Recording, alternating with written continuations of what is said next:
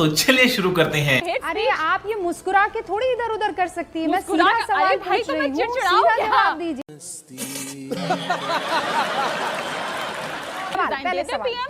पहला सवाल आप मेरी बात सुनिए। बोलने दे तकलीफ हुआ है बेचारे को। बोल हाई मॉरल ग्राउंड लेते हुए लालू जी ने इस्तीफा पद से दिया कि नहीं दिया, हाँ कि ना?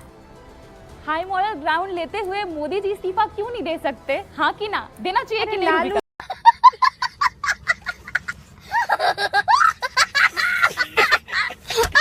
देना चाहिए कि नहीं देना चाहिए, आप बताइए हमको। और वो साबित देना चाहिए हुआ कि नहीं मैडम। देना चाहिए हाई मॉरल ग्राउंड पे हेट अरे आप ये मुस्कुरा के थोड़ी इधर उधर कर सकती है। मैं मुस्कुरा सीधा के- सवाल अरे भाई, पूछ तो रही मैं हूँ, चिड़चिड़ाऊं सीधा क्या? जवाब दीजिए। मैं प्रेम से ही बात करती हूँ, उसी मैं में भी यकीन प्रेम ही रखती से हूँ। आपके सवाल को यहाँ पर उधर रखूंगी और मेरे सवाल का जवाब आपको प्रेम से देना होगा। पहले आप प्रेम से लालू मेरे सवाल का प्रसाद जवाब यादव दे ने दीजिए। मॉरल हाई ग्राउंड लेते प्रेम हुए से मेरे सवाल का जवाब इस्तीफा दे दिया दीजिए। कि नहीं दिया, हाँ कि प्रेम ना? से मुझे ये मेरे सवाल बताइए। का जवाब दे दीजिए। जिनके बारे में आप बातें कर रहे हैं, आप हेमंत सोरेन जी के भी बारे में बातें कर अरे रहे थे। वो मैं आपसे सब थोड़ी सुन रही करूंगी, वो थी। तो अजय आलोक से पूछूंगी मैं ना। आप सब बेफिक्र सुन रहिए। थी, मैं सब सुन रही थी। मैं इसलिए आप आपको बेफिक्र कह रही रहिए। हूँ। मैं आप आपको- बेफिक्र रहिए, वो लालू सवाल जी मैं को पूछ लूंगी। मजबूर लालू किया। जी, लालू जी को हाँ, उन्होंने मजबूर अब आई ना। किया। कोशिश थी पूरी सरकार गिराने की, जैसे हेमंत सोरेन की कोशिश की गई। हाँ। बेशर्मो शर्म करो शर्म। शर्मा जी करप्ट थे या नहीं थे? चलो भैया।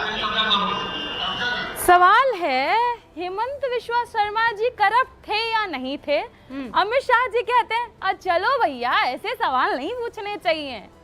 किसका बात है ये, किसका स्टेटमेंट है ये? अमित शाह जी का।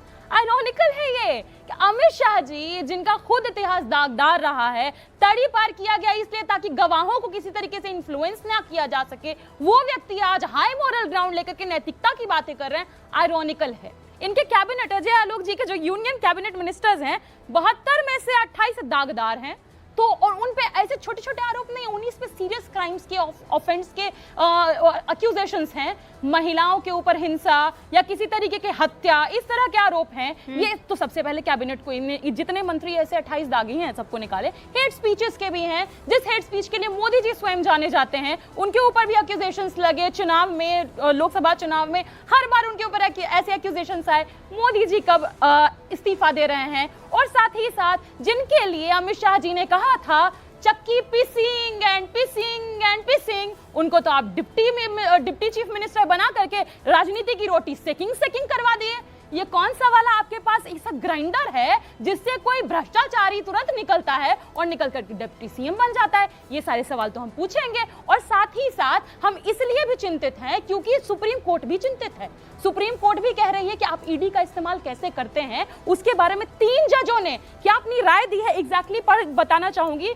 जस्टिस भुयान, जस्टिस सूर्यकांत और जस्टिस कोटेश्वर जी का, क्योंकि सुप्रीम कोर्ट जजेस के वर्डिक्ट हैं ये, इसलिए मैं लाइन बाय लाइन पढ़ रही हूं। ईडी के लिए क्या कहा? आप एक बदमाश क्रुक, आप एक बदमाश या मक्कार के जैसे काम नहीं कर सकते, आपको कानून के दायरे में रहकर ही काम करना पड़ेगा। मैंने देखा है कि पिछले 5 साल में लगभग 5000 ECIR, that is enforcement case information report के मामले आपने दर्ज किए। आपका कन्विक्शन रेट तो 10% से भी कम है। अब बोल